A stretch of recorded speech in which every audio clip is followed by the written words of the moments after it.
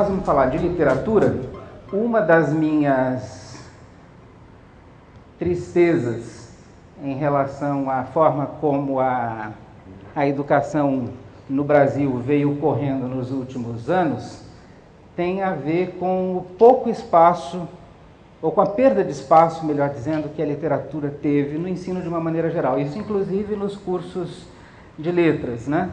Por uma série de motivos que tem a ver com as novas orientações para o ensino de português, boas orientações, inclusive, com as quais eu estou de acordo, o texto literário deixou de ser o único texto a ser trabalhado na sala de aula e deu espaço a uma série de outros gêneros não literários e a tipos os mais diversos também, o que foi muito bom. O que não foi bom e tem me provocado a tristeza de que eu estava falando agora há pouco, né, foi o fato de que, com isso, a literatura foi praticamente expurgada, desapareceu. Houve uma época, eu tenho coordenado a avaliação de livros didáticos no PNLD, desde 96, na área de língua portuguesa.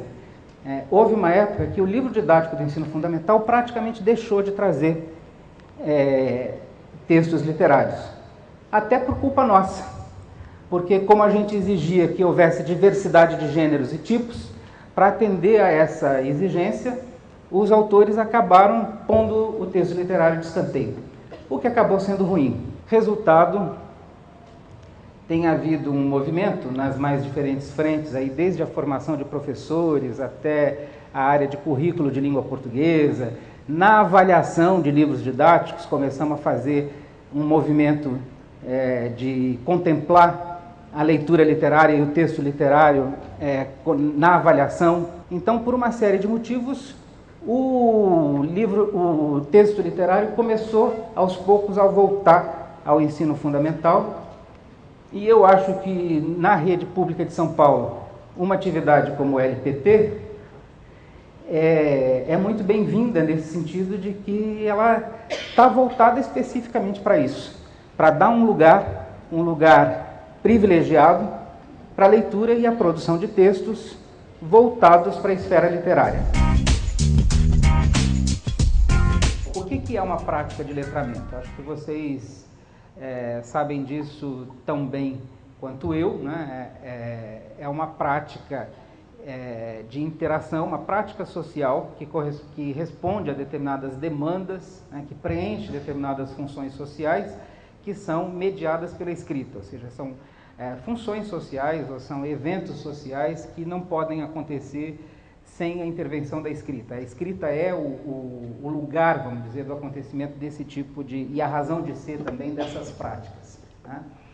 Então, quando a gente pensa na literatura, a tradição escolar costuma isolar muito o texto do seu contexto e das práticas de letramento que estão associadas a esse texto. Então, o sentido da minha fala aqui hoje também vai na direção de a gente resgatar o máximo possível essas práticas de letramento que podem acontecer dentro e fora da escola, mas que em geral a escola não aproveita muito, né, para poder situar o texto literário num contexto em que ele faça sentido para quem está envolvido com ele. Mas aqui, para nós, para a gente entender o que é uma prática de letramento, eu trouxe um exemplo concreto e um exemplo literário, porque é o caso do poema do João Cabral de Melo Neto,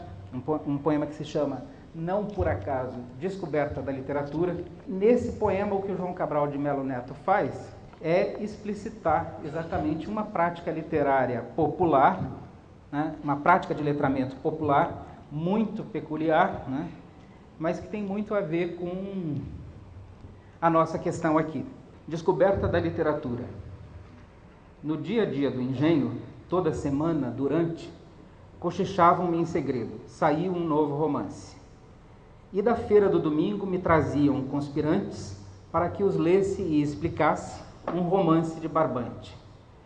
Sentados na roda morta de um carro de boi sem jante, ouviam o folheto guenzo a seu leitor semelhante, com as peripécias de espanto preditas pelos feirantes.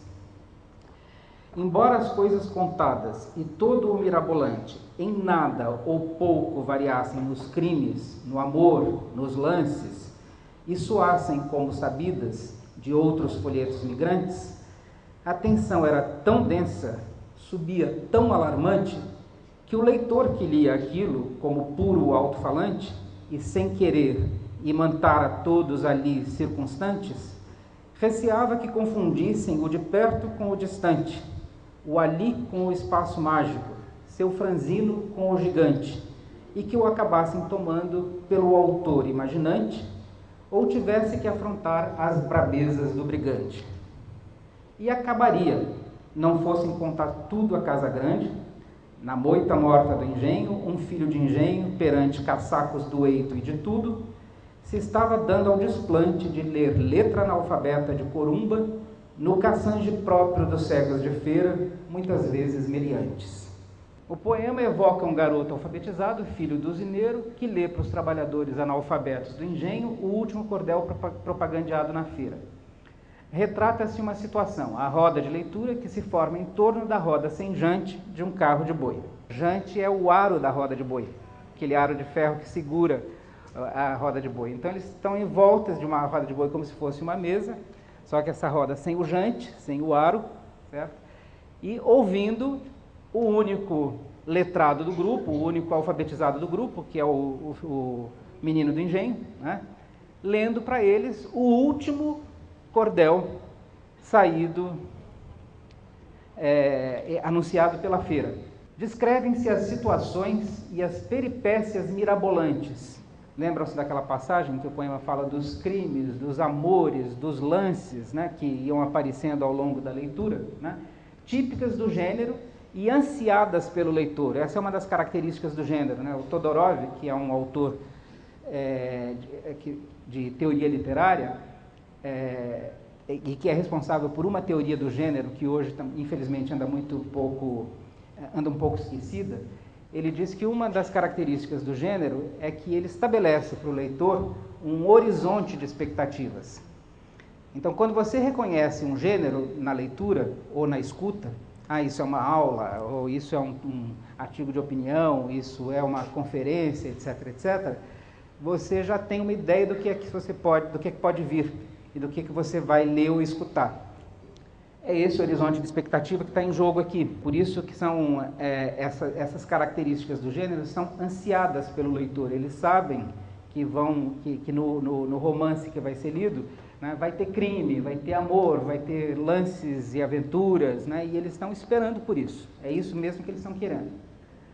Testemunha-se o enlevo que, apesar, talvez por causa das repetições previsíveis, toma conta de todos, transportando-os da realidade vivida para o universo imaginário do poema. Muito provavelmente é a esse enlevo que corresponde à descoberta da literatura. Retrata-se nesse poema, né, a escrita típica desse gênero. Lembram-se, eu gosto muito desse trecho do poema em que ele fala que quando a coisa é denunciada lá na Casa Grande, isso está todo mundo indignado com o desplante do garoto de fazer essa leitura em letra analfabeta, de retirante, em português popular. Sabe como é que aparece português popular, como é que aparece qualificado no poema? Com a palavra caçange. Caçange é uma palavra usada no Nordeste para se referir a português estrupiado, português popular, português supostamente errado. Gosto muito desse poema porque ele retrata com uma fidelidade que dificilmente a teoria pura e simples conseguiria descrever, né, o que é uma prática de letramento. Aí vocês têm a descrição, pedaço por pedaço, do que é uma prática de letramento. E no caso, uma prática de letramento específico, porque é um letramento literário e de um tipo muito particular de literatura, que é o cordel. Né? Então, a leitura analfabeta, o que é? É a leitura partilhada em que alguém que é alfabetizado lê para um grupo de analfabetos. Né? E é também uma leitura, por isso mesmo e por outros motivos, considerada de segunda classe.